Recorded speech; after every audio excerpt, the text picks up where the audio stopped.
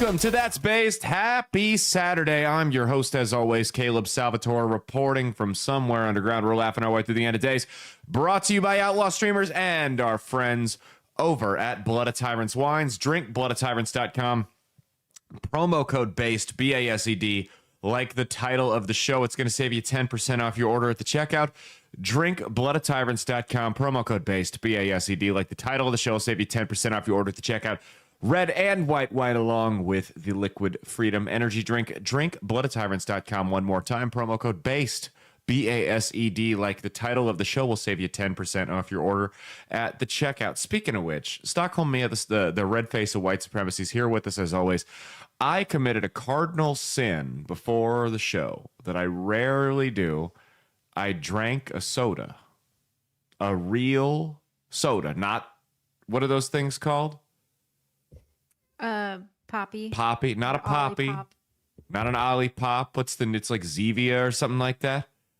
None of them. I had a wild cherry Pepsi, and this happens to me every time I crack open a can of soda, which I have like one a month.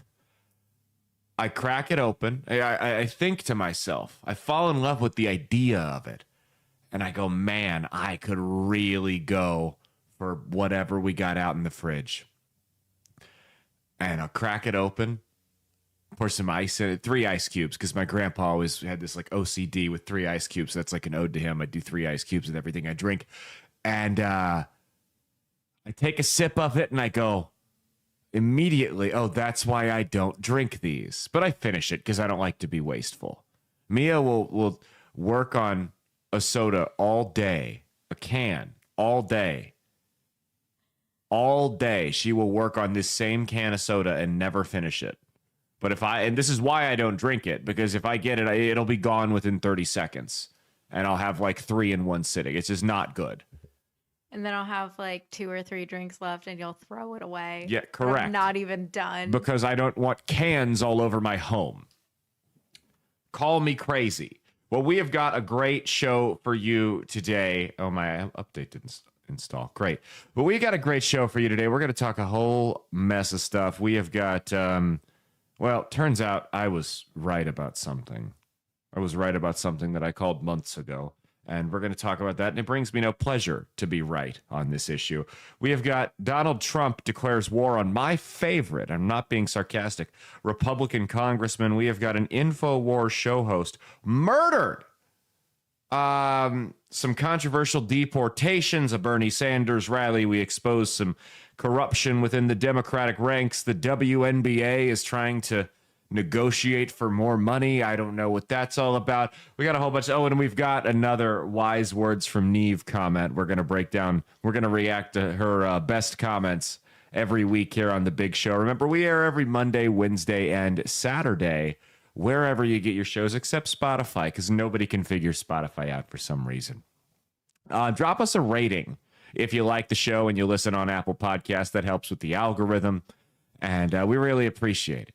Really appreciate all you guys that listen and share the show around. It means the world to me that a couple thousand people go, yeah, I want to hear what that douchebag has to say about politics and whatever else is going on in the world. Don't know why, but I appreciate that you keep coming back because, as the drunks say, it works.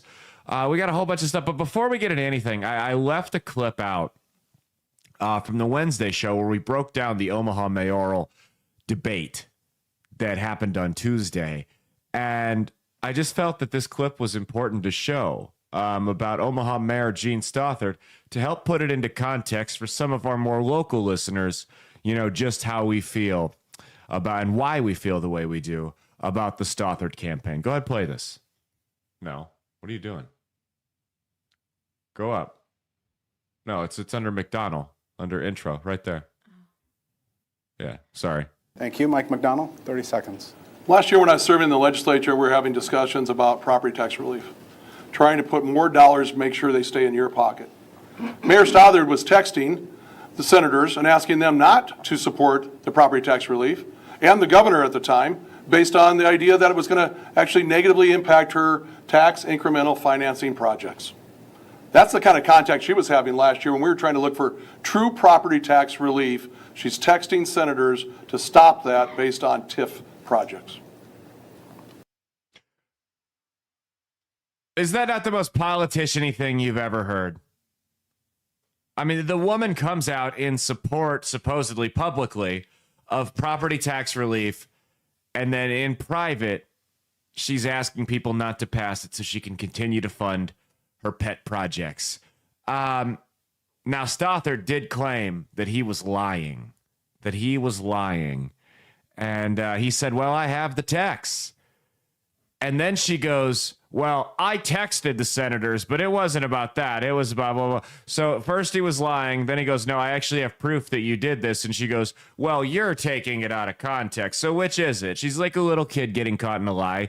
She disgusts me. And she's got an event today, a public forum. And I think I'm going to drop by and ask her a question. Mia, what should I ask her? What question? Don't say anything that can get us in trouble. What question should I ask her? I already told you the question you should ask. What's that? Is it legal for you to block your constituents on social media? There you go. Don't ask her why do you do it. Put her on the spot. Be like, hey, is this legal? I'm just curious. I just wanted to know, is it legal for elected officials to block their constituents on social media? Because myself and a couple other dozen people have some questions about that. We've got an issue going on. We were hoping that the head of the city's executive branch could help us out here. Maybe we're wrong. We were hoping we could get some assistance on that one. The question is, do I show up in a St. Louis Cardinals t-shirt with the foam, like sneak a foam finger in? I have a question for Mayor Stothard with a big old St. Louis Cardinals foam finger. Well, we got a whole bunch of stuff to talk about this week. Let's hop into the current state of the left before we do anything, though. Excuse me, it's ma'am. All right, this week on the current state of the left, we are going to play my favorite game, which is which liberal most belongs in a mental asylum. Now, remember, the key word there is most. As we know, all liberals belong in mental asylums.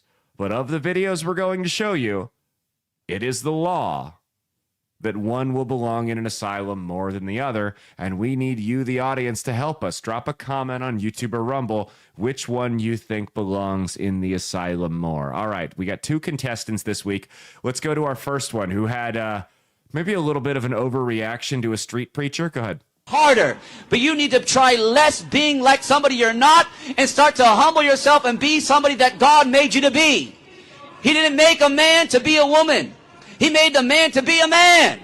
He didn't make the woman to be a man. He made the woman to be a woman. And this is the truth. What are you going to do? Come attack me now? I should. Hey, man, that's up to you. If you want to pull that on me, well, God bless you. So you just threatened me with a gun. You just pulled a gun on my face. Man, Lord have mercy on you. This means that you don't even know who you are. Nope, I still love you. Even though you pulled a gun on me, I still love you. I still bless you.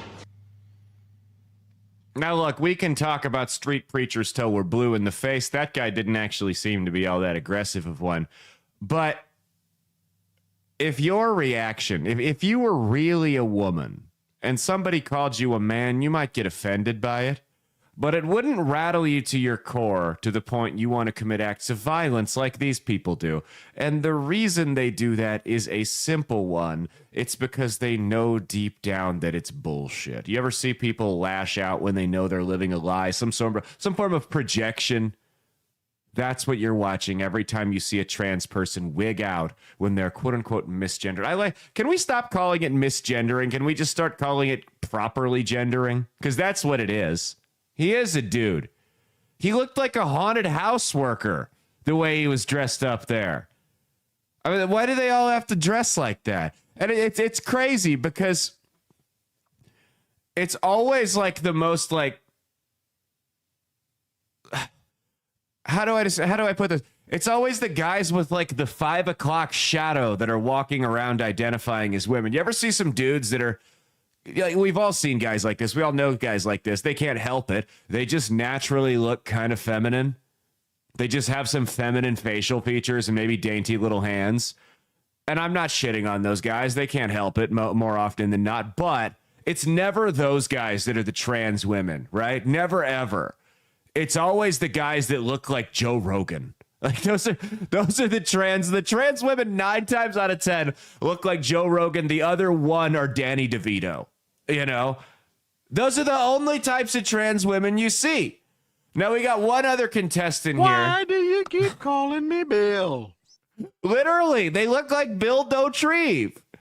Now we got one other contestant here for which liberal most belongs in a mental asylum. And this is a drag queen that went to go rally against a bill that would ban drag performances in school. Go ahead. Hello, my name is Bridget Bandit, and I'm speaking in opposition to SB 18. I'm a born and raised Texan and full-time drag queen. Previously, I've worked with children throughout my life as a swim instructor, teaching summer art camps, hosting children's birthday parties, and volunteering in my church as a youth group leader. Today, I occasionally host drag queen story times. These kinds of events don't differ much from the kind of work I did before, yet this bill would impact my ability to work with children simply based on a subjective and ill-defined expectation of how I should look. What church does that freak go to? That's my first question. You know, I read an article the other day about how young men specifically, who we know are trending very, very far to the right, are also trending further toward the Catholic Church and the Orthodox Church, the Eastern Orthodox Church. And the reason for that is clear. Because the other side, you've got these so there's basically, we covered it on the show, the different types of Protestant ministers. You've basically got three sects of Protestant Christianity here in 2025. You've got the Westboro Baptist church types, right? The nuke the gays Christians, the stereotypes. You've got Pastor Brody and his megachurch with their tatted up youth pastor. Of course, you can't or a strip mall church, whatever, pick or choose, right? You can't forget the tatted up youth pastor who works with Pastor Brody. And then you've also got whatever the hell that thing goes to for church and dresses up in drag in. Those are the 3 options you have at church. Like, look, if you want to be a drag queen, go to church. That's your own prerogative. I'm talking a church that would let you volunteer in drag during the service or any type of church-sponsored functions. That's what I'm talking about right there. So there's a reason that young men are being turned off by that, and they're going toward institutions with more structure. That I don't want to say don't tolerate that, but they're not going to sponsor it. They're not going to go, yeah, let's slap that on our name. We really want to affiliate ourselves with whatever the hell that is. Here's my question, guys. Whenever you see these drag queen story hour bans or any type of bans on drag performances in front of children, you'll always see the drag queens show up to the legislature to protest it, to speak out against it. But every single time, these people, they don't show up in normal street clothes. They don't show up in a suit, nothing like that. To, maybe show all the people who might be on the fence about this issue that, hey, we're normal people just like you. That's a costume. It's an act. No, they show up in drag to testify in front of these legislatures. I mean, they show up looking like demons and vampires and space aliens when they do this. Because here's why. And I'm not saying for all of them, because I know there are some people that do it, they do drag and then that's their thing and then they go home and they're normal other than that. But for these people that you see making it there, like this big of a deal out of it, coming and protesting at these legislative hearings, that is their personality. They don't have a normal side. What you're seeing right there is what you get with these people. And that's why they show up dressed at these legislative hearings like that, because that's who they truly are. They want to show you. And I love how he's like, this is going to affect my ability to be around kids. Yeah, that's the point. You figured it out. Oh, this ban on drunk driving is going to affect my ability to drive while under the influence of alcohol. What the hell? Yeah, good job. You guys figured it out. Congrats. Mia, okay, so we got to ask the question. Drop a comment. Let me know on YouTube and Rumble. Let me know in the That Space with Caleb Salvatore Facebook group, but you should all join. It's a public group. We don't kick anybody out unless you're spamming or going to get us kicked out. Mia, who do you think most belongs of those two in a mental institution? Which liberal? The first one. Easily the first one. I mean, that was like a 1 versus a 16 seed with March Madness coming up. Just smoked right there. Easily the first one. And it was, I couldn't tell if that was a real gun or a toy. It got pulled out too quickly. It looked kind of cartoonish. It looked like a toy. But here's the thing. If some freak in a dress and long hair and makeup comes walking up to you and reaches into its purse and pulls something out that looks like a gun in the heat of the moment, if you're that guy, you're not going to know. You know what I mean? Your reaction would be like, what the hell? My reaction would be to dome you and let the police and the paramedics come scoop what's left of your brains off the pavement. That's what I would do if somebody walked up to me and pulled anything, walked up to me aggressively and pulled anything that even remotely looked like a firearm out of their She-Man purse. That's what I would do. Anyway, that has been our intro segment. Stay tuned. We have got plenty of stuff to talk about, including a slightly disturbing lead topic. So buckle up. We're going to get a little serious here. All right. Before we get into our lead topic, I want to give a big shout out. Oh, no. I want to give a shout out to my show that I have tomorrow, Sunday, the 16th at 5 p.m. Waterfall Lounge out in West Omaha, Nebraska. Go check it out. I have no idea how much tickets cost. I have a friend of mine who's going to be headlining. Scott Zimmerman ran for governor. Good friend. He's done the show. Asked me to do a drop-in set for him, so I said, sure, why not? I'm going to go do about 15, 20 minutes. You want to see me, come hang out. I'll be at the Waterfall Lounge at 5 o'clock tomorrow, Sunday the 16th, out in West Omaha. It'll be a good time. I've never been there. I'm sure it's a fabulous venue to host a dapper young fellow like myself, so come out and see it. Come out and see the show. We'll have a good time. Okay. That's the thing, Mia. Have you noticed that some of these city audiences have just been zombies lately? Terrible. It's like, it's so weird because I've been running shows long enough. It's not a matter of, the person on stage told a bad joke, whatever the case may be. It's like a vibe check in the room. It's a vibe shift in the room. It just feels weird. I don't know how else to describe it. Tickets are selling. Shows, like, turnout hasn't been bad. But the vibe in the room before the show starts is a different one. And I don't know. I've always been good at feeling that vibe. I think we're going to take a break from running some city shows for a while, and I think we're going to expand out into maybe some of the more untapped markets out there. Like I can't travel full time for comedy, not nearly at the rate that I used to, but I still like doing it, and I want to keep it rolling. So maybe I'll come to a city near you soon. I'll be in Emporia, Kansas on Saturday the 29th, 8 p.m. Casa Ramos. You don't want to miss it. Emporia, Kansas. Come check it out. Okay. We got a lot to talk about this week. So this week we have got Syria. There was a regime change in Syria back in December. Bashar al-Assad, a rather infamous dictator who had Russian backing, was run out of Syria. And if you remember anything from a couple months ago, I was pretty loud and clear. I said, hey, we need to be careful what we're doing here. Like, this could be like Assad, far from a good guy, but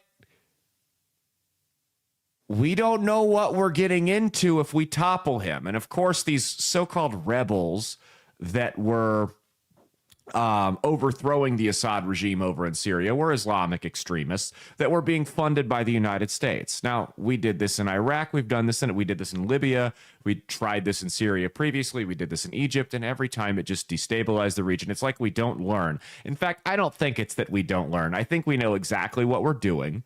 I think the military-industrial complex and these folks that are pulling the strings understand that if they can continue to keep these regions unstable, they'll be able to continue to keep funding both sides of the arming and profiting off of both sides of the conflict. So they have a direct incentive to see these extremist groups seize power in some of these countries. Again, these dictators are brutal, nasty guys, but they are nothing compared to the people who take over in these regions. Now, the guy who was, this guy, Ahmad al-Shara, is the leader of the group. This is a guy who this just sums up American foreign policy. We were funding this guy and this entire group to go over there and overthrow Assad's regime in Syria because the Russians backed it, while we simultaneously had this guy's name on a hit list. We had a bounty out for him. This was under the Biden administration. It was started under the Obama administration, where we were trying to destabilize Syria. And it's like we don't think when we do these things. We just think, oh, the Russians support this guy, so we're going to support the opposite. Anything to get a leg up on the Russians, even if maybe the Russians have the right idea for what's right for that region. We don't do it with any consideration for the people that are in these areas that are going to have to live under these new leaders. We just roll with the punches and say we got to hurt the Russians at all costs, even if it leads to total chaos and an even worse group taking over. And it's not like there's no precedent for that. We have quite the track record of taking down so-called bad dictators and worse groups moving in and taking over. Like I said, like you had in Iraq, like you had in Afghanistan, like you had in Libya, like you are seeing right now in Syria, like you had in Egypt. The list goes on and on. Now, so here's what it says here. It says Syria is currently experiencing, this is a ChatGPT, makes a great intern. I just had it summarize all the different articles for me, and here we go. Syria is currently experiencing significant upheaval following the rise of President Ahmad al-Shara, leader of the Islamic group Hayat Tahrir al-Sham HTS, who assumed power after the fall of Bashar al-Assad's regime. The transition has been marked by escalating sectarian violence, particularly affecting minority communities, especially Christians. In recent days, a violent crackdown by the new government in the Alawite region resulted in over 1,000 deaths, including 745 civilians. Where are you guys at? Pronouns for Palestine. Watermelon Gang, where are you guys at for this one? Or do you only freak out when you're pointed in a direction? That's the only time you get upset. You've been awful quiet when it's the Muslims doing the killing. Huh. Weird. It's almost like you don't really care all that much about killing, and you don't care all that much about innocent people. You just use what's going on in Israel, which I've been very critical of the Israeli government, by the way, but you use what's going on in Israel as an excuse for you to hate Jews. That's kind of how it feels like with a lot of these college campus protests that you're seeing. It says the clashes involved Islamist-linked security forces and fighters loyal to the ousted president, raising concerns about the new administration's commitment to inclusive governance. And that's another thing. They promised that because that's, so when Biden gave these guys weapons and money, Mia, you're not going to believe it. So Biden met with this guy. I mean, didn't meet directly with him, but was in contact with this guy who the U.S. also had a warrant out for his arrest that we had a bounty for, and said, okay, we'll give you weapons and money because we've never been bit in the ass by this before. You know, by like when we funded this guy named Osama bin Laden to fight the Russians. But we'll give you weapons and money to overthrow this regime. But you have to promise us, radical Islamic extremists, that you're going to be a more moderate government when you take over.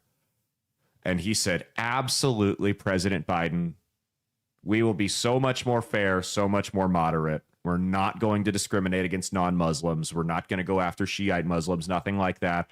We promise we will be far less radical than the last time we did this. And Biden said, okay, here's a couple $1 billion, some RPGs, some bombs, and some machine guns and ammunition. Anything else you need from us? And he said, we'll let you know. Well, as it turns out, they haven't been all that moderate. Said the violence has led to mass evacuations of Alawites and Christians, with some seeking refuge, get this, at a Russian military base. So the big bad Russians that I'm supposed to hate are protecting Christian refugees who are being executed by the savage, radical Islamic extremist regime that the United States government under President Joe Biden put into place. What am I missing here? What are we missing? It says historically during the Syrian civil war, Christian communities faced persecution from various factions, including extremist groups like the Islamic State. Additionally, the Islamic State systematically persecuted Christian minorities in regions under its control, leading to mass displacement and atrocities. But we don't hear about that. We only hear about it when it's the Palestinians. Not that I'm okay with a lot of the stuff that's happened to the Palestinians, but we only hear about it when it's happening to other groups. Have you guys noticed this? Anytime something bad happens to Christians, it is ignored. it's ignored. Any other group, it's a national or international tragedy. The global community, the United Nations, everybody comes together and they say, we have to stop this. The mainstream media freaks out. Everyone blows it up. October 7th in Israel, all the Palestine, the Gaza Strip bombings. Those are Jews and Muslims that those two things happen to. And we got to throw a fit about it, which we should. Those things are atrocities in their own right. But when the same thing, if not arguably worse, happens to Christians, it's radio silence. It's radio silence because the secular anti-God media understands that if they target the one true religion, or excuse me, they're so harsh on Christianity because they know that's the one true religion. That's the reason they're so hard on us and they let the Muslims and Jews go. It really is. Says the current situation under President al-Shar's rule has exacerbated fears among Christian communities. Reports indicate that sectarian violence persists, with Christians being targeted in the ongoing conflict between government forces and Assad loyalists. The instability has prompted many Christians to flee their homes, seeking safety amid the escalating violence. So this is a video of Donald Trump from 2015 on this Assad situation. On the money. Look what Donald Trump says here.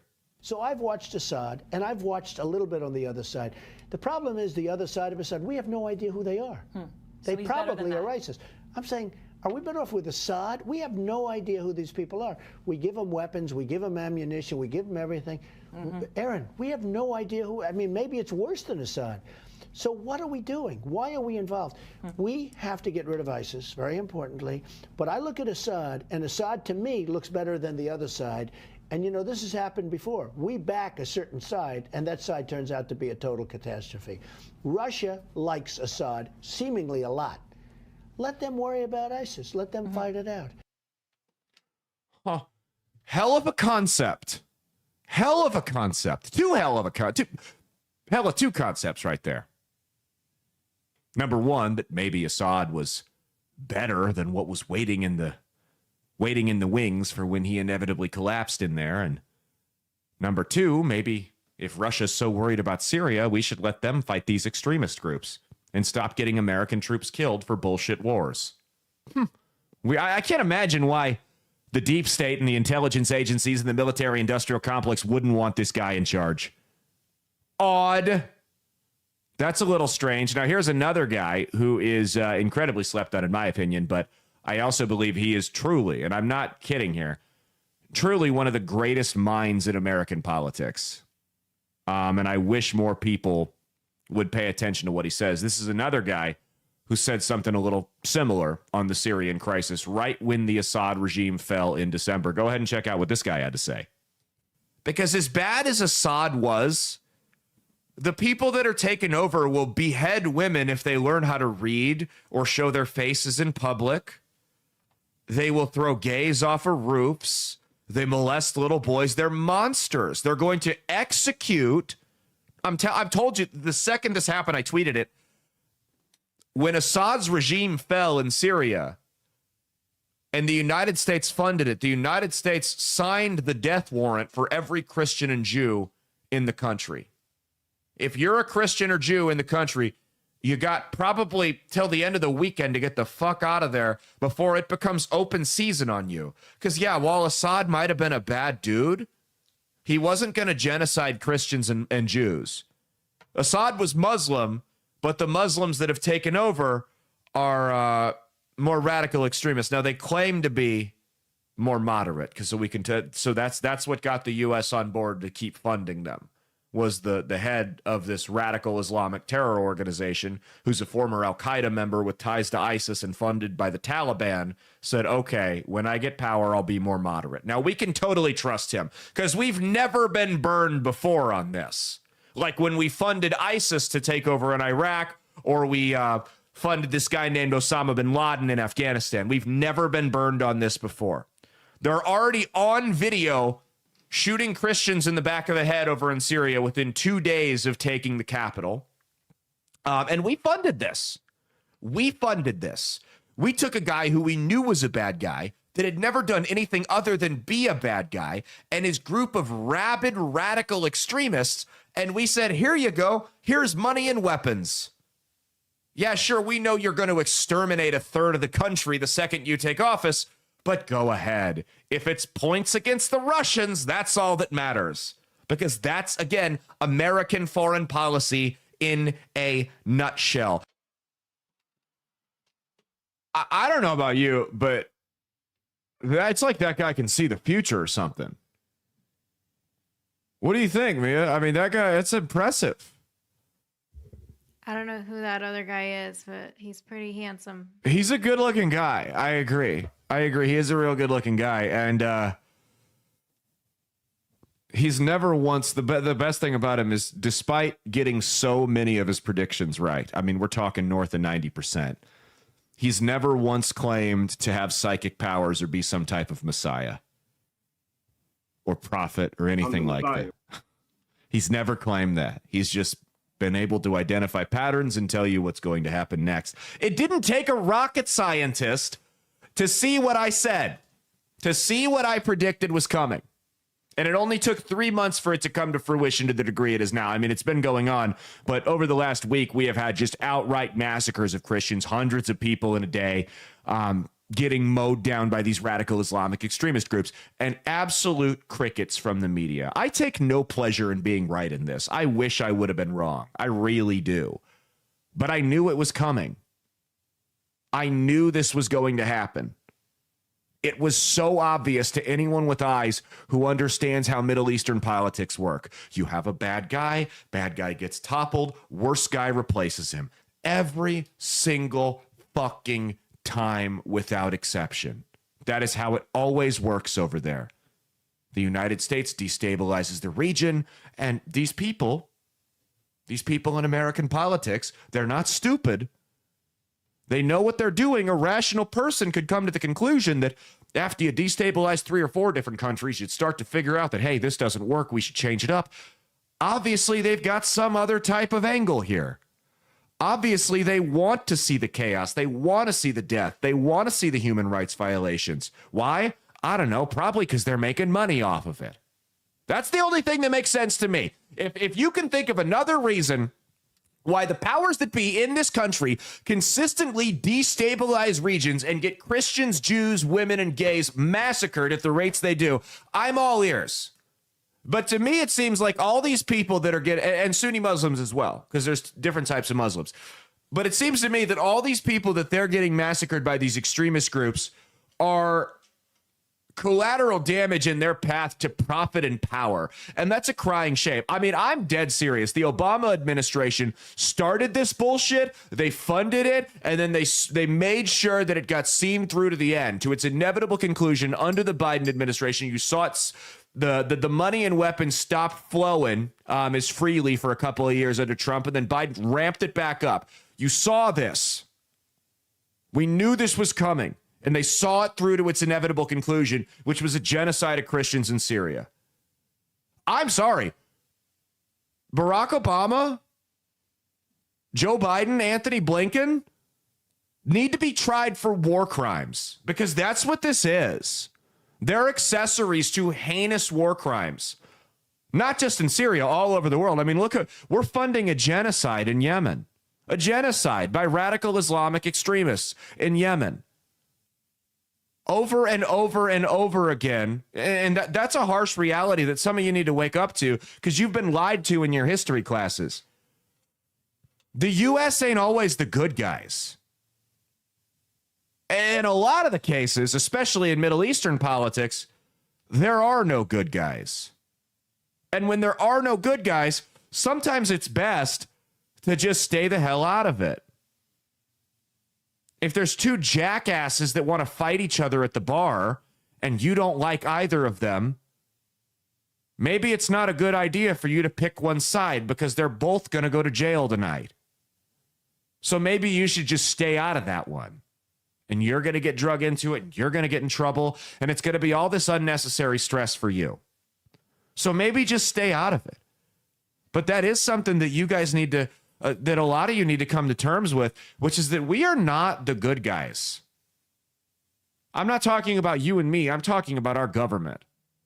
I'm talking about the people. I'm not talking about like individual soldiers or anything like that. Those people are heroes. They should be treated as such. It's not what I'm talking about.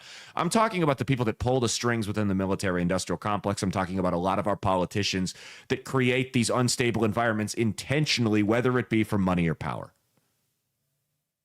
We're not the good guys at a lot of the places we have a foothold or we have a footprint in throughout the world. That doesn't mean the other guys are the good guys, but we're certainly not the good guys. I mean, you can't fund war crimes against people all over the world and claim moral high ground on anything. I refuse to believe it. So now, here's what's going to happen. Here's what's going to happen. If we raise enough of a stink over this, one of two things will happen. We're going to send money to another rebel group to fight the current rebel group in Syria that's overthrown Bashar al-Assad's regime. And we're going to hope for the best, in which case we will essentially be funding a rebel group to fight a rebel group that we funded. Or we can do the smart thing and we can cut this group off and we can say, Russia, we fucked up. Your guy wasn't great. Go in there and get them. Because the Russians they're defending the Christians over there. You're having Russian troops get into full-blown firefights with Islamic extremists over there. I hate to break it to you. Again, there's no good and bad guys here. The Russians are better than us in this Syrian conflict right now. Because they're the ones who aren't funding the active genocide against Christians. Is what it is. Tough pill to swallow, princess. You better get over it, though. This is, we're not going to play the video of the guy talking, but we are going to play this other video here of what they're doing to the Christians and what they're subjecting them to over in Syria, because I think some of you guys need to see this to drive the point home. Go ahead. We're not going to play the whole thing because we'll get kicked off YouTube, but go ahead and play some of it. Covering my face next now. So they have them crawling like dogs and barking across the hot sand.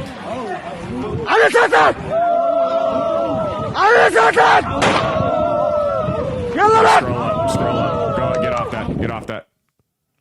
It was about to show a murder, and we can't do that or we'll get kicked off of YouTube. But that's what they're doing. If you're a Christian too, you should be pissed off about this because that's what they're subjecting your people to. That's what it is. I mean, listen, and you can call me a xenophobe or an Islamophobe or whatever you want. Here's the reality, man. There have been Christian nations all over the world. There have been Jewish nations all over the world. There have been Hindu and Buddhist nations all over the world, Sikh nations. Only one religion, when it seizes power in a country or a region or whatever the case may be, only one religion turns everything it touches to shit. Look no further than what's going on in Europe. Muhammad was the #1 name for babies in England a couple years ago. The British crime rates, poverty rates, you name it, have gone through the roof. And that's all over Europe. The fact of the matter is, a lot of people think that the Islamic aggression stopped with the Ottoman Empire in World War I. That's not the truth. That's not the case. They took a break, but what you're witnessing right now in both the Middle East and Europe and Canada and soon to be America, if we don't watch our back, is a continuation of that aggression in the form of a soft crusade. That's what's going on in Europe right now. A soft crusade. Because here's what you guys don't understand is the Crusades get a bad rap. And I'm not going to say there weren't atrocities committed by Christians during the Crusades. The Crusades get a bad rap. But the reality of the situation is the Crusades were a response to hundreds of years of Islamic aggression after the Muslim empires had taken multiple Christian cities through violent force, occupied them and enslaved them. In fact, many Christians prior to the First Crusade were being kidnapped. White European Christians were being kidnapped from Europe, taken back to Africa and the Middle East, and sold into vicious, brutal slavery. Oh yeah, that happens both ways, guys. It's bad no matter who it happens to. So the Crusades, the Pope essentially said, okay, I need everybody with a sword and shield to get together. We have got to stop this. We are going to go take our lands back. And while they didn't necessarily take the lands back, they did stop the Islamic aggression in its tracks so it wasn't able to continue up into Europe. I can go on a whole spiel about Vlad the Impaler and how he was very misunderstood and actually played a key role in saving Orthodox Christianity, but I'm not. That'll be a whole different show. I'm not going to talk about that. But so, or should I talk about it? Mia, should I talk about Vlad the Impaler? My man crush. If you want to. Because he's complicated like me. We'll talk about him for a minute. Vlad the Impaler, inspiration for Dracula. If you've heard of Vlad you probably don't know the real story about this guy. Vlad the Impaler. Everyone here, you hear about him. They talk about him. He was this psycho serial killer and a tyrant. And he was far from a saint. I'm not going to pretend he was a good guy. But as we've learned on this show often, sometimes it takes a bad man to keep the wolves at bay. So Vlad the Impaler was taken into slavery by the Turks in the Muslim Empire and sexually assaulted, brutally beaten, just treated horribly as a young boy. His brother was killed in slavery by Muslim forces. He manages to escape, returns back to his hometown in Romania, seizes his father's throne in, I forget the name of the city. It was the largest city there. Basically, this city was the gateway for the Islamic Empire to basically march up and down Europe and burn the Eastern Orthodox Church to the ground. So Vlad the Impaler understands he's outnumbered, wins a battle, and captures 20,000 of the Ottomans' troops. And he knows that the war drums are coming. And they're coming for his city. And he knows they're outnumbered, and they're not going to win. So he goes, okay, we're outmanned. They got more supplies than us, more weapons than us. We're going to lose this fight. But we're not going to surrender, because if we surrender, all of Eastern Europe will fall, and the Eastern Orthodox Church with it will fall to Islam. So Vlad the Impaler said, here's what we're going to do. We're going to scare the living shit out of the enemy. We're going to do everything we can to make them think twice about coming through us.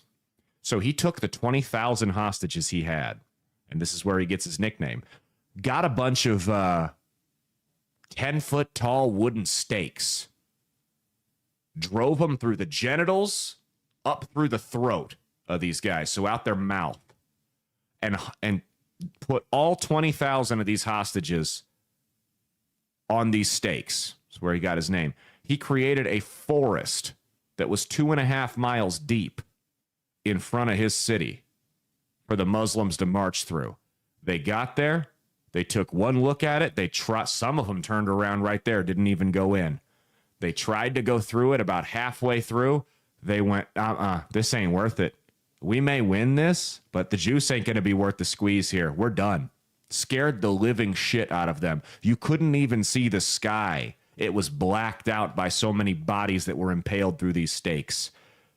He put the fear of God, or Allah, into them, and they turned around and said, fuck this ain't for us.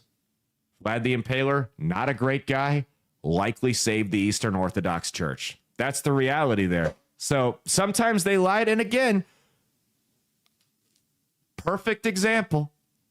They lie to you about Christians because they want you to hate your own religion. Now, I'm not saying that guy was a great dude, but he did what needed to be done. If he didn't do that, they were going to get steamrolled. And I tell you what, it might have been barbaric, but there was a whole lot worse of shit waiting for them if the Muslims made it through that city. That's all there was to it, man. That's all there was to it. And, yeah. I mean, I don't know what else I can say. Mia, do you have anything you want to add? No. No? Super fun, cheery lead topic for us this week, though, isn't it? I love when we can talk about lighthearted subject matters, you know? Like religious genocide. It's fun times over here on that space. Anyway, we are going to take a quick break, and then we'll be right back with Store Brand TMZ. All right, before we get into Store Brand TMZ, this week's segment of Store Brand TMZ is brought to you by our friends over at Hot Salt, firecracker.farm in your web address, firecracker.farm, F-A-R-M. promo code BASED, BASED, like the title of the show, will save you 10% off your order at the checkout on my favorite it's seasoning. Come on, idiot. Seasoning. Hot salt. It's a combination of Mediterranean sea salt, Carolina Reaper, scorpion pepper, and ghost pepper. Hot salt goes great on everything. Handcrafted on a family farm with love. You don't want to miss it. Firecracker.farm, FARM. Promo code BASED, BASED, like the title of the show, will save you 10% off your order at the checkout. Okay, let's lighten the mood a little bit, and let's hop into Store Brand TMZ. Justin Bieber! All right, this week for Store Brand TMZ, we've got our new segment, our segment inside of a segment, where we talk about my new favorite TikTok account, not named AJ and Big Justice, wise words from Neve. And Nev, I don't know how it's pronounced. I'm going to call her Neve until I'm corrected on it. Neve is she's a college-age girl. Did you say college? Probably, yeah, college-age girl, and because they record on college campus. That's right. And she posts really cringy dad jokes. Now, the content of the jokes are not what we enjoy here on this show. It might be what Mia likes. It's more so the content in her Instagram comments. TikTok is a little bit more mild. Instagram is totally unhinged that we want to react to. So here's Neve's top video of the week, and then we'll show you our file. I've never worked harder on anything in my life than I do going through these comments to find the best ones for you guys. So here's Neve's video, and then we'll show you the comment next. Why should you never swim on a full stomach? Because it's much easier to swim on water.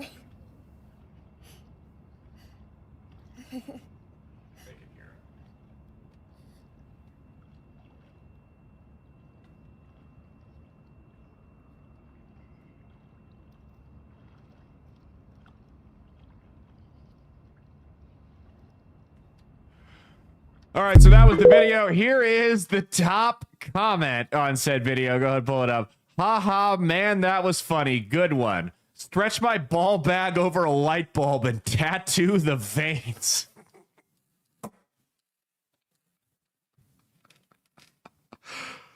That's been wise words from Neve. Okay, all right, let's go to the next segment, or let's go to the next one here. This is a guy who, now you guys know how I feel about pranks. I love pranks. I love when they go out and fuck with people, but there's a line between harassment and property destruction and violence and that stuff. This one kind of teeters it, but it still made me laugh my ass off. This guy pretends to, have you seen this? This guy pretends to be from Target Corporate, and he goes into a store pretending to work there, and chaos ensues. He brought some buddies with him to help out as temporary employees at this store. A different location.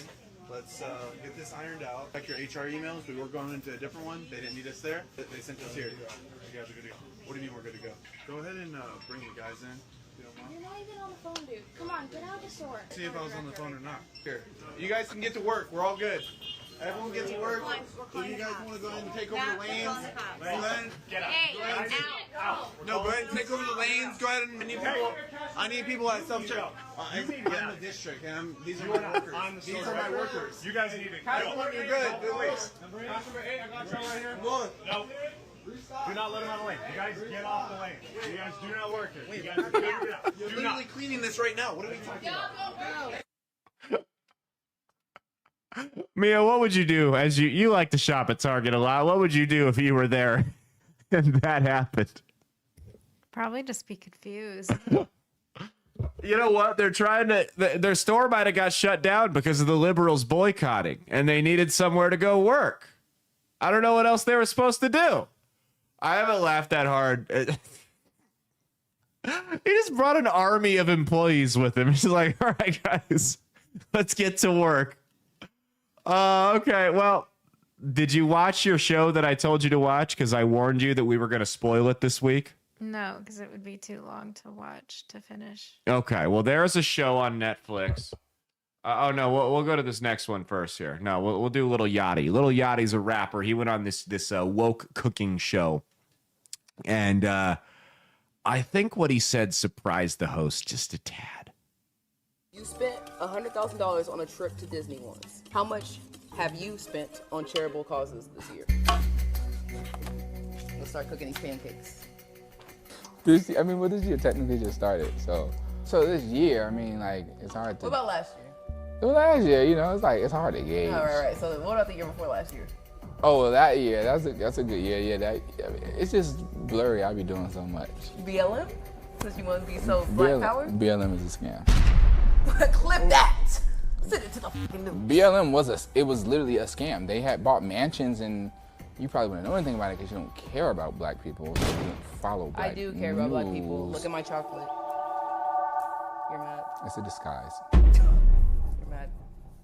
I think I'm literally the most pro-black person in this room. Because you have an all-white staff? They're not white. They're POC. POC. Thank you. What? Don't laugh. I too have a gay, so I also am. Gay? I too have a gay.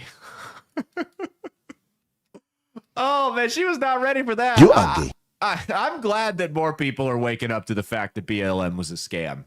It was so gross the way they hijacked that whole movement, just turned it in to a corporation, BLM Inc. It really was, and more people, celebrities, even who probably aren't all that intelligent, are starting to wake up to it. So there's no reason that you can't either. This last one here is from the TV show Love. I'm going to leave the room while you do this. Okay. Because I can't have this spoiled. She can't have this spoil. I'm going to call you back in because I can't sit here and stare at a blank screen for 5 minutes. So you're going to have to just be right outside the door, or I don't know what you want to do. Okay, well, you're about to get one major spoiler from Love. I warned you. I told you watch the show because we're going to cover it next week. When I saw this clip, I couldn't not talk about it. And now here we are. All right, let's do it. Take us away. Okay, you can come out of hiding now. So that clip's blown up. She said no to him at the altar. How does the show work? Why does it go to their wedding day?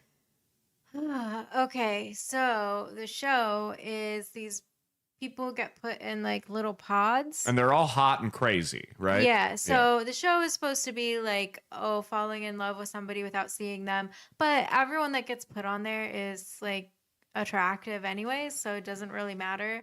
But yeah, so they get put in these little pods, and it's kind of like sorority rush week. I don't know if you know what that's like. No, I've never been in a sorority, so. But basically, they just like eliminate people and then keep moving forward with who they like. And then they get engaged without seeing each other. So it's like The Apprentice. But yes, they get engaged without seeing each other. And then after that, they go on like a little vacation to some like exotic island. And they start to kind of, it's usually like 5 couples that they follow. And they start to like slowly weed them out throughout the rest of the series. Okay, but So then it's usually down to like 2 or 3 that actually end up getting married. why are there so many that say no at the altar? It's like different reasons. Like sometimes it's like they're not ready to get married, or they end up not liking what the person looks like, or different reasons. And how many seasons is this show in? 8, I think. Oh my. I could be complete. I know. I think it's like 6. I think it's 6. We are in the fall of Western civilization. It's a really good show. It's very dramatic. Take your word for it. It's really good. I'll take your word on that one. Your favorite person is in it. Who? Shake. Oh, was that the Indian guy? Yeah, he was engaged to another Indian, and then she ended up saying no at the altar, but after that he was like, oh, I was gonna say no anyway. See, I only saw bits and pieces from what you would watch, and I liked him because he was a douchebag. No, I wasn't hooked. Believe me, no. Keeping Up with the Kardashians will occasionally catch my interest. Not that show. That show did All not the work. time. What's that? I said that was all the time. Yeah, totally. But so, okay, so she said no to him at the altar in this hot mess of a relationship because they weren't on the same page. He didn't care about Black Lives Matter. And of course, a white woman who probably spends 90% of her day on Instagram is the ultimate resource on social activism and how you should feel about these things. He didn't know about his church's political views, et cetera, et cetera. And I have two ways of looking at this, and they can both coexist with one another.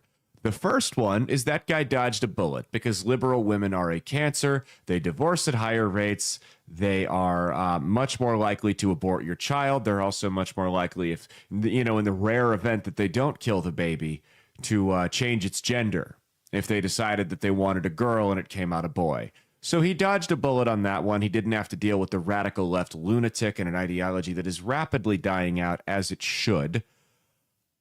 My other opinion here, and again, these two can coexist, is that I don't blame her. I don't think you should marry someone, and of course not someone who's going to agree with everything you say, but I don't think you should marry someone whose views are incompatible with yours. I've said this before, I'll say it again. This ain't 2003, where we disagree on the Iraq war and tax policy and maybe weed. And, she's a Democrat, I'm a Republican, blah, blah. That's not how this is. I mean, we're talking about fundamental issues of just common sense versus insanity, and in some cases, good versus evil. Do you think that it should be legal for a child-abusing mother to chop her 10-year-old's dick off through surgical matters? Of course not. That should be a deal breaker for anybody. And in her radical left lunatic mind, I'm sure it's also crazy and pure evil to say that taxes should be lower and you shouldn't mutilate children. So I can understand why that would be a deal breaker for her. Do you think she should go into the mental institute? Oh, you're covering your ears. Are you being dramatic over there? Oh my God. All right, fine. I was done talking about it anyway. Let's get out of here and go into trending this week. Good Lord. All right, before we get into trending this week, big shout out to our sponsors, Tactilian, TACTILIAN.com, promo code BASED, BASED, like the title of the show, to save yourself 15% off your order at the checkout on gifts for the Patriot in your life, stuff for your home and office, for your vehicle, for you, for your fucking dog. Tactilian.com, TACTILIAN.com. Go on there, use the promo code BASED, BASED, like the title of the show, to save yourself 15% off your order at the checkout on all the best, top-notch, pro-American gear. Portion of the proceeds also going to go to help build homes for wounded veterans, founded by a former member of law enforcement. One more time, Tactilian.com, TACTILIAN.com, promo code BASED, BASED, like the title of the show, will save you 15% off your order at the checkout. Let's hop into Caleb Holds Up the Mirror real quick. We're going to talk about Donald Trump going after one of my favorite congressmen, and I'm dead serious when I say this. Thomas Massie is a Republican congressman from Kentucky. He leans a little bit more libertarian on certain issues, and Thomas Massie voted no on the continuing resolution to fund the basically government credit card spending spree. And Donald Trump had this to say on his Truth Social account, just an image, you can pull it up. It's not a tweet, is it? He truthed it? Is that what we want to call it? Is there a past tense for truth? Says, thank you to the House Freedom Caucus for just delivering a big blow to radical left Democrats and their desire to raise taxes and shut our country down. They hate America and all it stands for. That's why they allowed millions of criminals to invade our nation. Sometimes I love how the president is on social media doing the equivalent of what my great aunt does on Facebook every day. It really gives hope to people like her with these these long caps lock heavy rants on social media. Says sometimes it takes great courage to do the right thing. Congressman Thomas Massie of beautiful Kentucky is an automatic no vote on just about everything, despite the fact that he has always voted for continuing resolutions in the past. Timeout. That's a lie. That's not, he's misinformed, whatever. That's not true. Thomas Massie has not voted yes on continuing resolutions in the past. He voted for a different version of a continuing resolution under Biden that would have cut the spending. That didn't pass. He voted no on the previous one. What Donald Trump, or I'll finish it. He should be primaried, and I will lead the charge against him. He's just another grandstander who's too much trouble and not worth the fight. He reminds me of Liz Cheney before a historic, record-breaking fall loss. The people of Kentucky won't stand for it. Just watch. Do I have any takers? Anyway, thank you again. It's word vomit. To the House Freedom Caucus for your very important vote. We need to buy some time in order to make America great again, greater than ever before. Unite and win. So he's nothing like Liz Cheney, nothing at all. Pull that back up. I can't even remember what all was said in this. I mean, listen, this is an idiotic thing to say. Whether you like Trump or not, this is a stupid thing to say. Okay, we're good. Thomas Massie is one of, if not the most consistent conservatives in Congress. He may be a pain in your ass, but he's a pain in your ass because he holds your feet to the fire and reminds you who the base is that put you into office in the first place. You can try and primary him. They've already done that. AIPAC's already tried to primary him. It doesn't work because the people in his district like him and they see through the bullshit. Thomas Massie is one of those guys, and I don't trust a lot of politicians on either side of the aisle. Thomas Massie, though, is one of those guys that he'll be the only Republican, only person in Congress to vote against something, and somebody will send me a link to it and say, can you believe this bullshit? Look at this fucking guy. And I'll go, who was the person that voted against it? And if it was Thomas Massie, not always, but there's a good chance that there was something in that bill that was hidden in there that he identified because he is that good at his job. Donald Trump is picking fights with the wrong ones. There are legitimate rhino conservatives in dark red states and districts that need to go, that he should be focusing on. There are very vulnerable Democrats in purple, some even light red districts that need to go. Focusing on one of the most consistent, reliable conservatives in Congress who holds you to your promises and holds us to conservative principles like fiscal responsibility, like non-interventionism, like believing in the Constitution that this country was founded upon is not the way to go. You're going to tell me he's going to waste money and resources primarying a guy that could be spent on any other race in the country, primarying a guy who is the most consistent conservative in Congress. Get the fuck out of here. This is the shit about Trump that pisses me off. He's going to pick his petty little battles over the good of the country. Why don't you listen? If you're going to spend money primarying somebody, why don't you do it to totally straight Lindsey Graham? Why don't you primary somebody like that? That's a red state. That's super winnable. You could get rid of him for somebody who knows what the hell they're doing.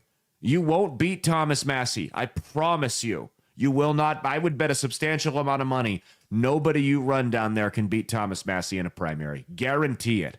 And that's what AIPAC's already tried to beat him. It doesn't happen. Okay, we can go to the next one. Rant's over. So the stock market is trending downward. Don't look at your retirement accounts. Believe me, I did it today and I wanted to throw up. But I guess if you're one of those people that likes to buy the dip, it's quite the dip right now. And it's kind of a weird that the stock market's dipping because unemployment's down. Private sector employment is way up. Grocery prices are down. Inflation's the lowest it's been since 2019 per the Trueflation Index, trueflation.com. Gas prices are the lowest they've been since 2021. I mean, economically, if you ignore all the noise, things are looking up. And the only thing is the stock market. And before we get into the segment, as always, I am not a financial advisor. Anything you take from this show, if you want to make any type of trade, buy, sell stock, whatever the case, cryptocurrency, anything like that, go talk to a licensed financial advisor. Do not, I repeat, do not take your hard-earned money and invest it in something because a guy on a podcast said it might be a good idea, whether that's me, whether it's the Hawk Tuah girl, whatever the case may be. Do not. We have to be careful when we talk about this stuff because Dave Portnoy's in hot water for it now. The Hawk Tuah, we just got to be careful when we talk about any type of investment. So I always got to preface it with that. With that said, there's a couple of things going on right now. Number one, the market's reacting to instability, right? They see all the chaos, and part of that instability are is flames being fanned by the media. So you've basically got the media trying to push a stock market crash right now. We've never seen anything like this, where the mainstream media is colluding to act against our best interests, and they're trying to force a stock market crash, or maybe at least a correction. So that's what you're saying. We also said, mind you, back in November, prior to the election, that there would likely be a small recession this summer, regardless of who the president was, just because of the way the stock market's been shooting up. So keep that in mind as well. But you've got the media basically trying to force this issue by fanning the flames, making things look worse than they are, blowing up issues. Initial reactions to some of Trump's more aggressive policies, like the tariffs, like the grocery prices, like the foreign policy, that at the surface level and initially don't look like they're going to work, but actually end up working out in his favor and paying off later on down the road. So you've got that. And you've also got the fact that, and I hate to break this to you guys, but I've said it before, I'll say it again. This is open heart surgery.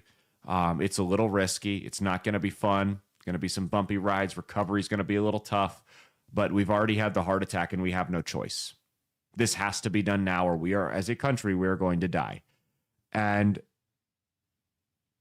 this is a harsh reality, but the reason the stocks are, part of the reason the stocks are tanking, in my opinion, as someone who's not a financial advisor, is we have got, for the first time, at least in my lifetime, an administration in office that is pulling back the curtain. They are showing you right now, in real time, you are witnessing the fact that the economy has been artificially propped up on bullshit and lies for decades, and it's finally getting exposed. Now, naturally, when that type of garbage and fraud gets exposed, there are going to be drastic reactions in the market. There's nothing you can do about it. They will react accordingly. People freak out. And that's exactly what's happening. All of the lies and all of the waste and all of the fraud are being exposed in real time. And people are reacting to it going, oh shit, I need to take my money out. And then the mainstream media fans the flames.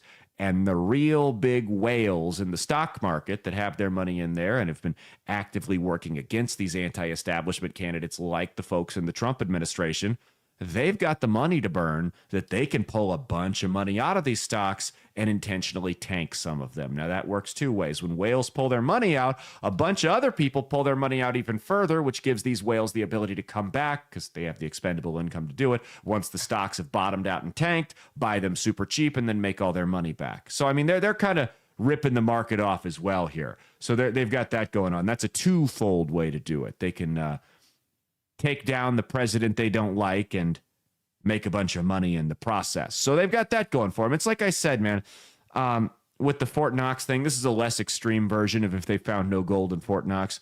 But the reaction you're seeing right now to people freaking out in the markets about the bullshit being exposed and the curtain being pulled back on this economy and how it was artificially propped up by lies for decades. This is like finding out your girlfriend's cheating on you. It sucks. It wrecks your world for a long time. Kind of a long time. Not really that long. You get over it, right? You guys are strong. You'll buck up and get over it. But it's like finding out your girlfriend is cheating on you. It sucks in the short term, but it's better off that you find out right now than 20 years after the words "I do" are said, and now she's got half your shit. She's taking the dog, and you can only see your kids on holidays and weekends.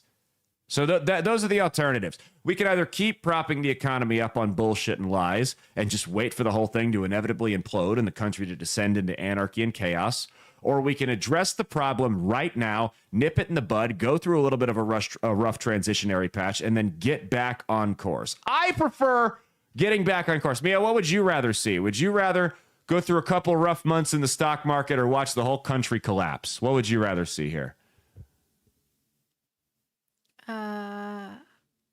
Go through a couple rough months of the stock market. I think that's a good, because that's what everyone's like, because they first they would go after the eggs, and then the egg prices went down. Then it was inflation went down.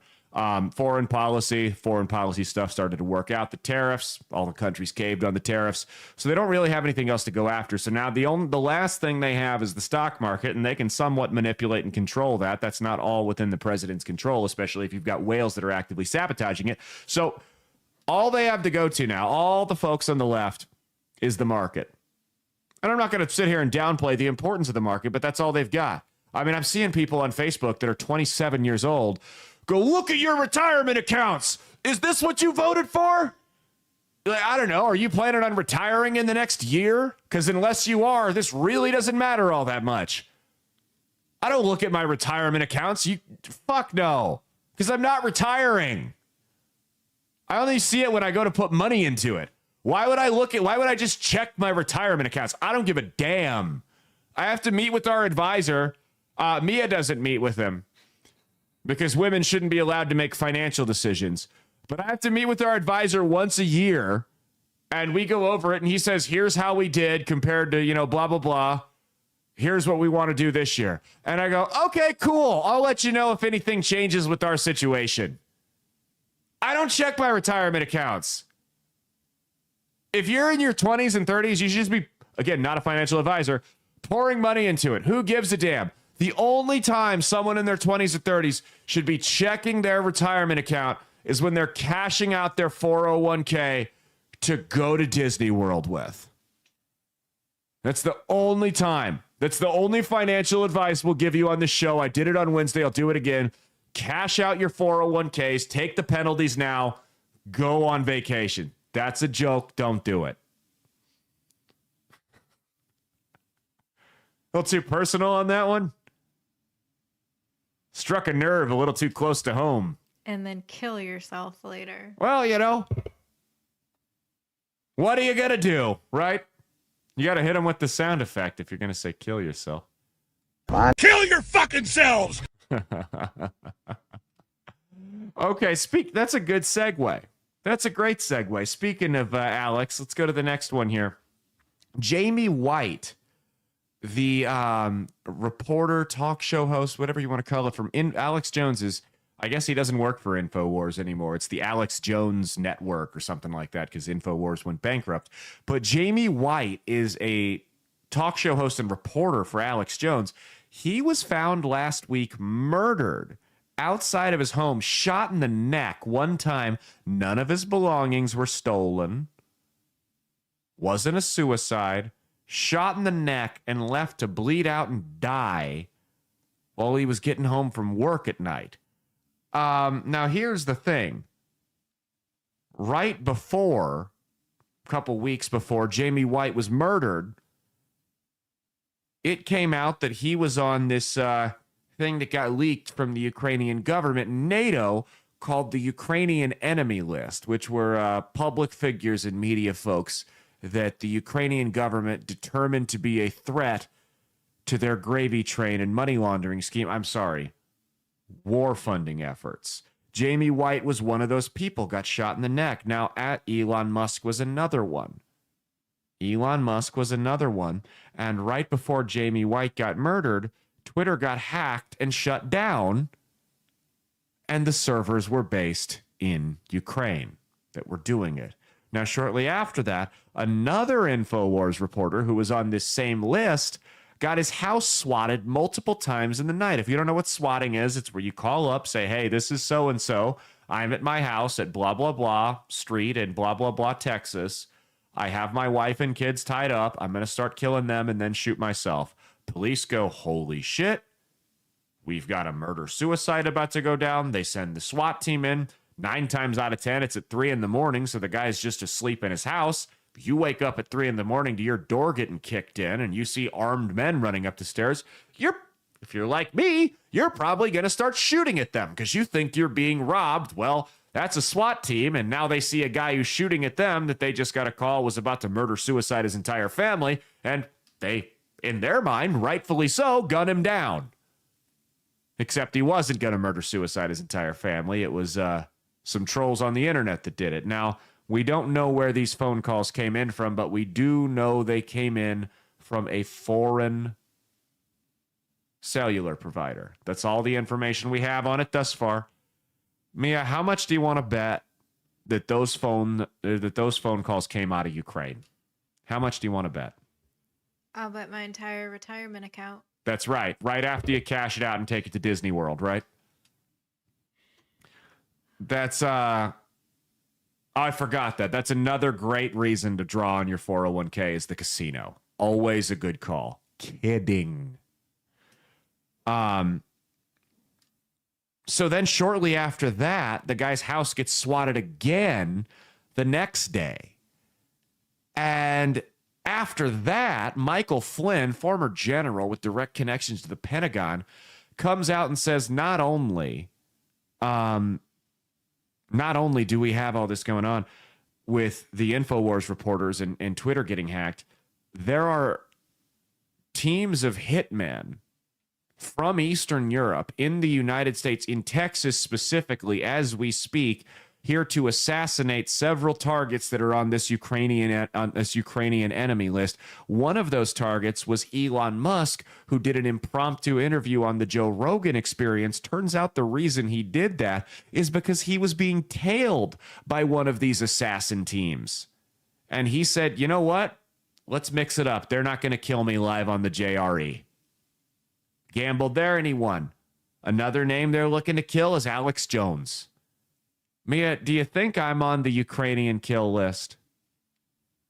Oh, for sure. If not, how do I get on the Ukrainian kill list? That's an honor. I mean, it really is. If somebody wants to kill me because I'm making a bunch of noise and talking shit, I couldn't think of a better honor. Truly. Especially a corrupt shithole country like Ukraine that deserves absolutely none of its funding. It's a giant money laundering scheme, and we shouldn't give them a dime. DM me. I'll send you my address. But I mean, listen, guys, this is a country that people in the establishment and the military-industrial complex have been going around claiming as our ally. And now we've got, it seems to me, credible evidence that they've got hitman teams on U.S. soil here to kill private American citizens because they think differently than them and they're influential in stopping the gravy train. And it seems like they've succeeded at least once that we know of. Now, this isn't unheard of because this same government that's going to sit here and that you guys trust so much that'll sit here and tell us about how Ukraine's a great ally of ours and the Russians who are defending Christians from the radical Islamists that we funded are the bad guys. They'll also turn around and tell you about the secret CCP police stations here on U.S. soil. They're all over the country. Secret Chinese Communist Party police stations here within the United States that go around and they will privately terrorize American citizens and Chinese immigrants who are maybe a little too critical of the motherland. There's one here in Omaha, Nebraska. There is a secret Chinese it's a business. It's fronting as, this is what Congressman Bacon claims. They haven't name dropped who this business is, but he said there is a business fronting as a legitimate private business that secretly acts as a Chinese Communist Party police station to terrorize private citizens here in Omaha that are critical of the Chinese government. Again, message me. We can set up a meeting time. If you really want to discuss the matter, you can always do that. I'm always down to deal with political bullies, one way or the other, you know. But we're under attack by a country that they have lied to you and told us was our ally for the last couple of years right now. There's no excuse for this. I mean, if there is even a crumb of evidence that this stuff is going on here and Ukraine's really got hit squads out targeting private American citizens, if I'm Donald Trump, not only do I cut the weapons and money off to Ukraine entirely, I turn the faucet off, peace deal or no peace deal. I say we're going to arrest President Zelensky. President Zelensky and anyone else we find involved in this, we are going to arrest you. We're going to put you through an international trial. And then, well, I hate to break it to you, but the last couple foreign leaders that have targeted U.S. citizens, it hasn't turned out too well for them. And we're going to do something similar after we go through the trial with you. That's what I'm doing here. Faucet's totally off. I don't give a fuck about peace. I'll let Russia steamroll you now. We're sitting here trying to talk about a peace treaty, trying to save your country, while we're still funding you in good faith, and you're sending hit squads out to try to kill private American citizens that are critical of you. We don't play that shit here. We're done. I'm turning it off. What did Robert Chandler, Chris Chan's dad, say? I'm cutting the damn internet down. I'm cutting it down. I'm turning it off. We're done. The gravy train comes to a stop now. We're not funding this because we're funding you actively going out trying to kill American citizens. This is not something that's going to fly here. So we're going to shut the money off. We're going to shut the weapon sales off. And Vladimir Putin, guess what? I just lost all my sympathy for this guy. Do what you got to do. I won't help you, but do what you got to do because he's here. Because you know what? As much as we don't like Vladimir Putin and as crazy and dangerous as that guy is, I could be wrong, but last time I checked, Vladimir Putin didn't have hit squads out here trying to privately assassinate American citizens. So again, just like I said earlier on in the show, while there are no good guys, sometimes there are worse guys. And I'm America first. In the interest of the American people, the worst guy is probably the one who's trying to kill people in my country, who doesn't happen to be Vladimir Putin right now. So fuck him. If that's even remotely true, let him take the whole country. I don't give a shit anymore. I'm done. I'm done. I'm not rooting for him, but I don't care. We pull out entirely. We don't even bother negotiating peace. Let Europe deal with it. Let them form their own NATO with hookers and blow. Do their thing. Let's go to the next one here. So the Trump administration stoked a little bit of controversy earlier on in the week when they deported an individual named Mahmoud Khalil. Now, Mahmoud Khalil is a resident alien here in the United States. So he wasn't here illegally, but he wasn't a full-blown citizen. Now, the reason they deported this guy was the Trump administration said, here's going to be our policy. If you're not a citizen of this country, if you are, if you're, immigration doesn't matter. If you are not a citizen of this country, whether you're here legally or not, and you actively affiliate with terrorist groups, we are going to deport you. You're not going to be in this country. So this Mahmoud Khalil had been leading a bunch of campus protests last year for the Free Palestine movement that doesn't give a shit about the Christians in Syria who are being genocided, of course. And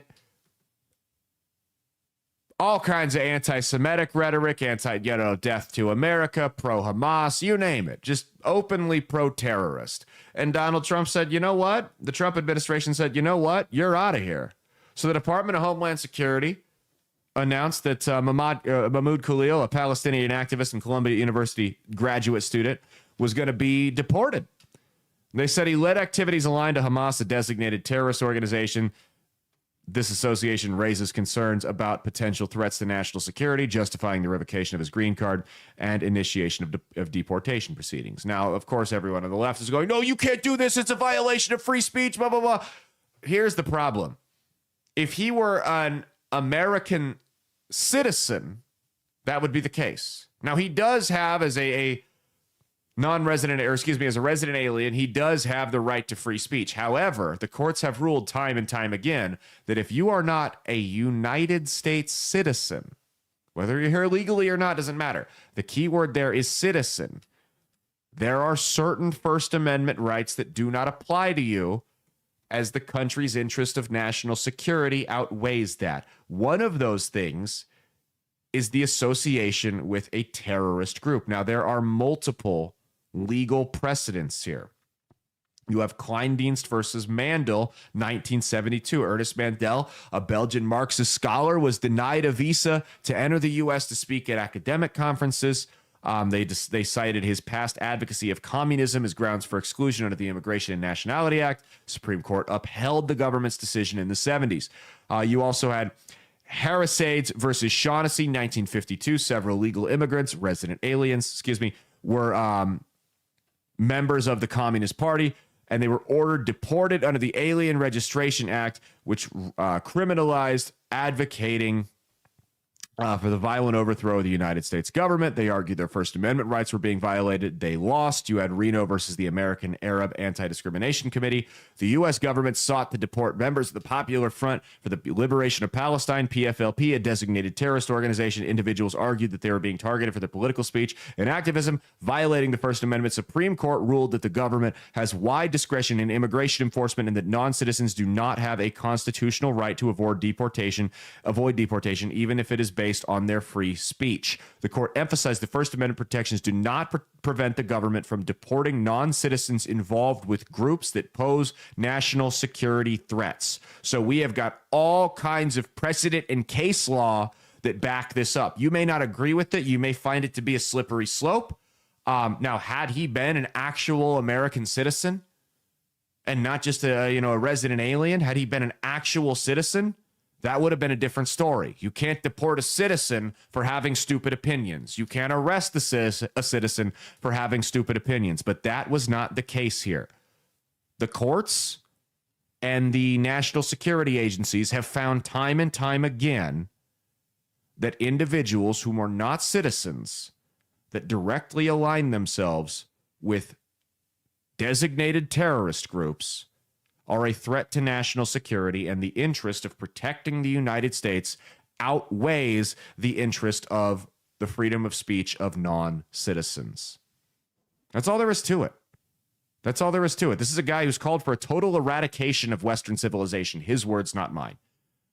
He's passed out flyers saying death to America, burn it to the ground. He wants to install an Islamic state in the United States, just like you're seeing over in Europe. Remember what we talked about, the soft crusade? This is another example of that. There is a soft crusade, and when it's done in Europe and Canada, it will expand into the United States. I have no problem with the Trump administration taking preemptive measures to prevent us from being like Europe, and keeping extremist whack jobs out of this country is the best way to do it. I'm dead serious. If you're not a citizen of this country, specifically if you're posting Islamic extremism, but any type of political extremism, get that. We should ship you the hell out. I don't care. I don't care how famous you are, what you've done. If you are preaching Islamic extremism and you are not a citizen of this country, we should send you back to wherever the hell you came from. That's all there is to it. Literally, that's all there is to it. We simply cannot afford to take the risk after what we've seen happen over in Europe and what we've seen happen to the north of us to a lesser degree in Canada. We just can't gamble on it, because that is what that leads to. It leads to rape gangs going around like you see in the UK. And it's despicable, and you get arrested if you report these people. So while this may be controversial, and I've defended the rights of American citizens to say some pretty stupid shit, this guy does not qualify, because the interests in national security far outweigh, specifically when we're talking about something like this, a guy who's openly saying he wants to kill us all. It's not, I mean, let's throw the resident alien thing versus citizen thing aside. Let's just use common sense. You've got a guy who was not born here. He is not a citizen of this country. He's not from here. He lives in this country. He went to school in this country. He enjoys all of the benefits and treasures that this country has to offer. And while he's here, he's simultaneously saying that he wants to destroy this country. Wouldn't it make sense to kick him out? Wouldn't it make sense to get that guy out of here? If you took a friend into your house who was down on his luck, and he crashes on your couch for a couple of weeks, gets a job, starting to get back up on his feet and everything, right? Clean shaven and all that, gets some new clothes, whatnot, buys a car, not a nice one, but a little Dave Ramsey junker car, right? And then all of a sudden that guy starts going, I hate you. I'm going to kill you and your family. I'm going to burn your house to the ground. Would you let that guy stay on your couch? Mia, would you let that guy continue to stay on our couch? No. Or would you tell him, it's probably time for you to go? I would make you tell him. Yeah. It's probably time for you, you have overstayed your welcome. you have not been grateful for my hospitality in any way, shape, or form. And not only that, you're actively seeking to destroy me, per your own admission. So it would be stupid for me to keep somebody in my house that was actively trying to destroy me that was not a member of my immediate nuclear family. Therefore, it would be stupid for the United States to keep somebody in the country that was not a citizen of the country and was not born in the country that actively wants to destroy this country. That's all there is to it. I heard it too.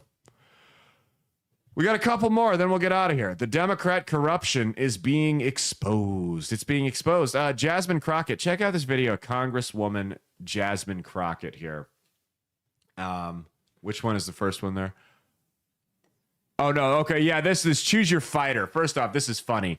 The Democrat congresswomen decided they were going to push this video out to relate to I don't know who. But they continue with this cringy shit, and then they wonder why they continue to lose. Go ahead and look at this. Brilliant marketing here.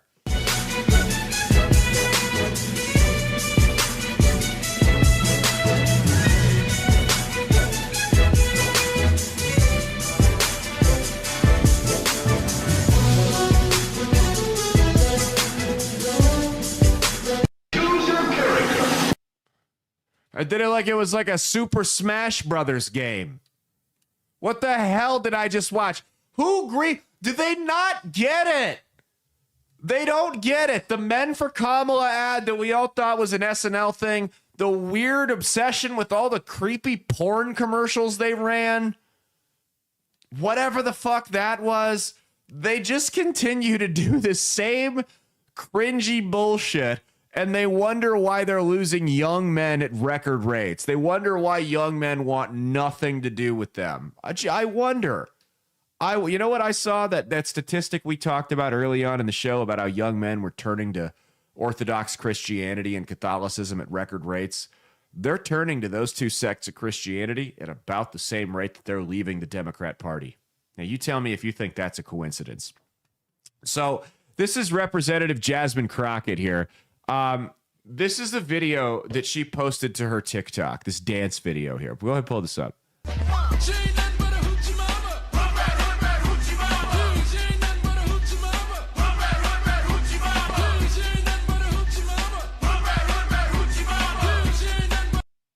That's an elected representative in Texas. She did the thought face, the ratchet face, where they stick their tongue out like that. You know, the Cardi B move, Nicki Minaj, whatever the case may be. While she's dancing to, oh my God, on TikTok. This is the best that the city of Dallas can do. That's what they offer up out there to represent them. Now, I'm not a big fan of my representative, but he's not making a total clown out of himself on the internet. Not like that, at least. He might be at 2 a.m. when maybe or maybe not. He's had a few too many to drink. But he's not doing that shit, okay? We can rely on our representative here for some good old Twitter trolling, but not acting like a clown, you know? Here's another quote. This is a woman that they're considering, maybe not 4 years from now, but in the next 20 years could be a viable presidential candidate for them. Maybe somebody who could run for senator in Texas, governor, you name it. This is someone they're really considering over here. This is what she had to say about the illegal immigration crisis.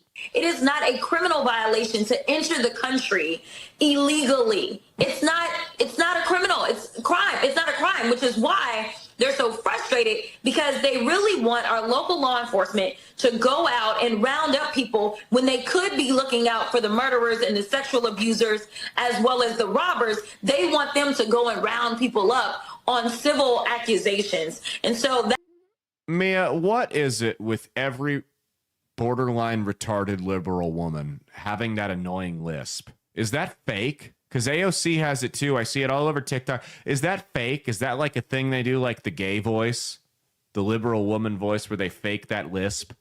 I don't know. Your guess is as good as mine. Okay, but take into consideration what she said there. Play that video one more time, just the beginning of it. it is not a criminal violation to enter the country illegally. It's not a criminal. It's a crime. It's not a crime, which is why they're so. Do you know what she did before she was a congresswoman? Take a guess what her job was before she was a congresswoman. OnlyFans. Lawyer. She was a lawyer. If that's your lawyer, you're going to jail. In fact, you could be facing, let's say you're facing 10 years in jail and she's your lawyer.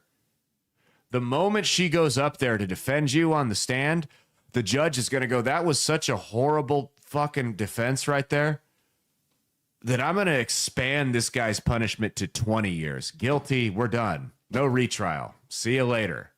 You cannot appeal. I'll tell you what, sir. You can appeal if you get a different lawyer, because I'm not going to listen to her speak again. It's not a criminal crime. It's not a crime. It's not a criminal. It's not a crime. She literally said, it is not a criminal violation to cross the border illegally. Sweetheart, what's the last word of that sentence? Do I need to pull up the definition of the word illegal? What that means? Illegal. Contrary to or forbidden by law, especially criminal law. From Oxford Language. In other words, a criminal violation. It's not a criminal violation to enter the country illegally. Brilliant. It's not a criminal violation to carry a gun illegally. So if you walk into a school or a government building that says no guns allowed, guess you're not breaking the law by Jasmine Crockett's standards there. It's not a criminal violation to do something illegally. This is the best and brightest Dallas has. And here's the thing. That's such a dark blue district down there. She'll win re-election in a landslide. Here's the thing, though. Her opponent, Sheldon Daniels, he's an attorney down there facing a very much uphill battle. He's a Republican. He was combing through some of her records, and he noticed that she received $16,000 in political contributions from an elderly retired couple. So Mr. Daniels went to their house, and this video is all over his Twitter account. And he said, hey, they're like, we don't want solicitors. He goes, oh, I'm not a solicitor. I'm Sheldon Daniels. I'm an attorney in Dallas. I just had a couple questions for you. They go, okay, what's going on? He goes, I was combing through some political donation records, and I saw that your name, in the last year, you contributed $16,000 to Jasmine Crockett. I was wondering which policies of hers were your favorite. And this couple goes, we never sent her a penny. So here's what's happening. Jasmine Crockett and the Democrats are not hijacking senior citizens' bank accounts. That's not what's happening here. They're not taking these people's money. What they're doing, because there are campaign contribution limits, and they have this big money laundering scheme where a lot of people are probably going to go to jail. It's called Act Blue, where they do all the Democrat fundraising. So what's happening here is they're making political campaign contributions, these large political action committees and various wealthy individuals and groups who are otherwise capped out on how much money they can send to these campaigns are making campaign contributions through elderly people who wouldn't even know where to begin to check to see where this money's coming from, or to check to see if their name was on this list. I would invite you can go to the FEC's website right now and search your name and see if you've donated money to campaigns. I want all of you guys to do that. Go search your first and last name and see if in the last 5 or so years, if you've donated any money to a political campaign. And it's just like Indian phone scammers. They target the elderly and the disabled because they know those people aren't going to be able to defend themselves. There's a decent chance they might not even know what's going on. I mean, who checks their name on the FEC records? They could donate money in any of our names to these campaigns and we'd have no idea. And that's how the money laundering works. You've also got James O'Keefe, formerly of Project Veritas, did a report, went to a woman named Cindy No in Annapolis, Maryland, who, according to records, donated money over 1,000 times to Act Blue in 2022 alone, over $18,000. That's 3 donations a day that this woman would have had to make every single day for a year. Who would do that? So he went to her house. He said, hey, did you donate money 1,000 times to Act Blue? And she goes, no, I didn't do that. And again, she hadn't lost any money because it wasn't her money. It was money being funneled through in her name. She was the mule for it and had no idea. So they take people that they've either never donated money, or maybe they donated like $20 one time. They put it in their name, and that's how they funnel it through. It's a giant money laundering fraud scheme. I'm telling you, we're going to find out in the next couple of years just how much fraud there is going on in the Democrat Party through this Act Blue money laundering scheme. I mean, this is dirty politics. You've also got Stacey Abrams, who is getting paid through USAID to go down to parts of rural Georgia and more or less campaign handing out free brand new appliances to people. She admitted that on MSNBC. I mean, this is the kind of crap we're dealing with. People are going to go to jail for this. And they'll cry foul and they'll scream that we're locking up political opponents. No, we're locking up money launderers and con artists. That's what this is. I mean, this is a massive scandal that's going to break within the next year. Take it to the bank by the end of the year. I bet you see this scandal break. And as we've pointed out on this show, my track record for predicting things like this has been pretty good so far, especially recently. I mean, seriously, we're going to find out. And what that's going to do is that's going to bring into question, first off, how much of the money that the Democrats have raised has been legitimate.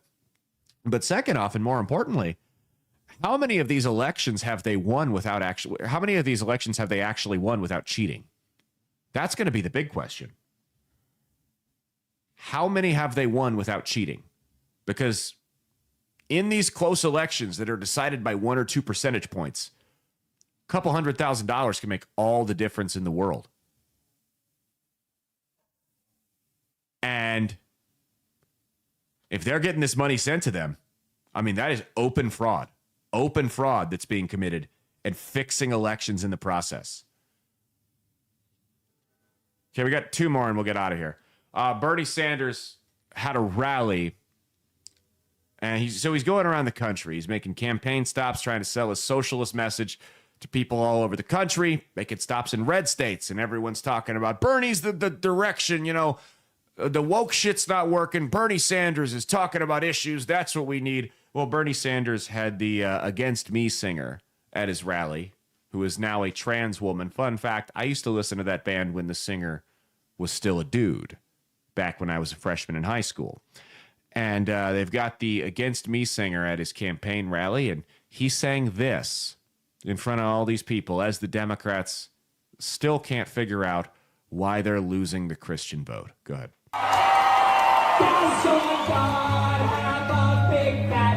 Cause it feels like he's fucking me. Artist balls filled with lightning to big tangle like heavy. Does your God have a big fat dick because he feels like he's fucking me? Sung by a trans woman. Bernie then came on stage after the guy got done singing, thanked him for his fantastic performance, and gave his socialist nonsense speech. So even the leftists that kind of get it and kind of understand the woke shit isn't working, they're still doing this crap. Now, I bet Bernie Sanders, the guy's like 1 billion years old. He probably doesn't know who the hell that was, didn't book him himself. But the reality is, you guys can have people at the heads of these campaigns, the faces of these campaigns, people like Bernie Sanders, people like Stephen A. Smith, that are calling the nonsense out. But if they don't remove the nonsense from their campaign staff, the nonsense is never going to stop. And that's proof of it right there. And my dog is going nuts right now. He's pissed about Bernie Sanders. He really is. Okay, let's go to this last one and then we're done. We're almost done. That one right there. So Angel Reese from the WNBA is considering a strike. She says, if y'all don't get us what we want, we sitting out. That's her words, not mine. I read a quote right there. Let me put this into perspective real quick before we get out of here. And this is all I need to say. The WNBA had a record-breaking season financially last year. Fiscally, the best year they've ever had. And they lost $50 million.